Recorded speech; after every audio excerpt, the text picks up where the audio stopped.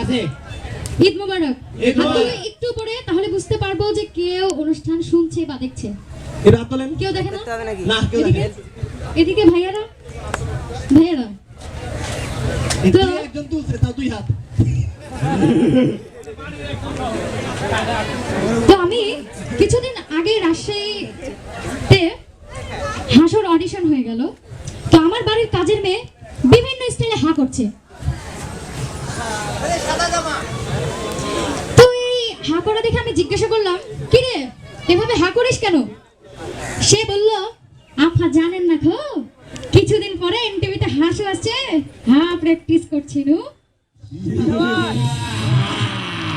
তো আমি একদিন রাজশাহী কমেডি ক্লাবে গেলাম পারফরমেন্স করতে। এত বাজে, এত খারাপ পারফরমেন্স করলাম, সবাই বিরক্ত হয়ে আমার পেছনে একটা লাথি মেরে তাড়াই দিল, শুধুমাত্র তানভীর ভাইয়া বাদ দিয়ে। সামনে মারা সাহস পাই নাই। তো আমি চলে যাচ্ছি, খুব মন খারাপ। তো এই সময় তানভীর ভাইয়া ডাকতেছে, শাকিলা একটু শোনো তো। কাছে গেলাম, কি ভাইয়া? ভাইয়া আমার পেছনে একটা লাথি মেরে বলল, টয়লেটে ছিলাম তো, সিরিয়ালে বাদ পড়ছিলাম। এবার তুমি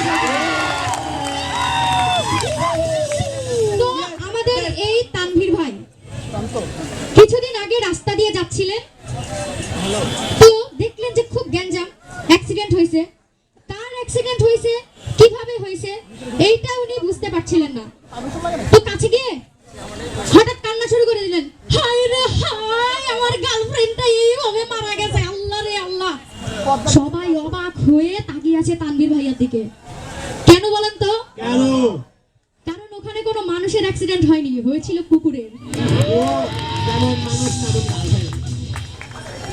তো আমি মিরু ভাইকে গিয়ে একদিন বলতেছি, যা আমার জানু, আমার ময়নাটা, আমার টুনটুনি, যা আমার বিয়ে করবে। এই কথা শুনে মিরু ভাই বলল, হ্যাঁ রামজাদি, বিয়ে করতেই চাস না দত্তক নিতেই চাস?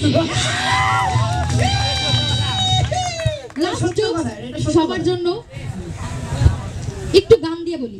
গান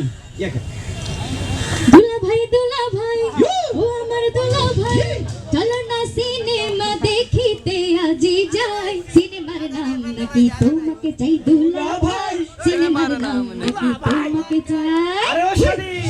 তো দুলা ভাইকে গিয়ে বলতেছি, দুলা ভাই চলেন একটু ঘুরি। দুলা ভাই বলে, ঘুরলে মাথা ঘুরাইবো, চলো শুয়া থাকি।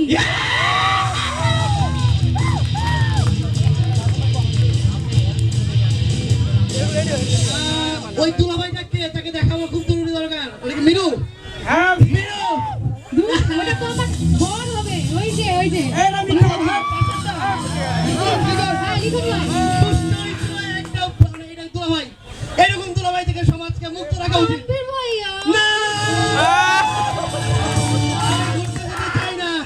আপনি কি দুলাভাই হবেন? না, আমি আমার বউয়ের স্বামী হব। তানভীর ভাইয়া, হাসান ভাই, হ্যাঁ এরা বউ হয়, তুমি তো হও না। তানভীর ভাইয়া, হ্যাঁ ওখানে গেছে, জায়গায় বেরোবে, অনেক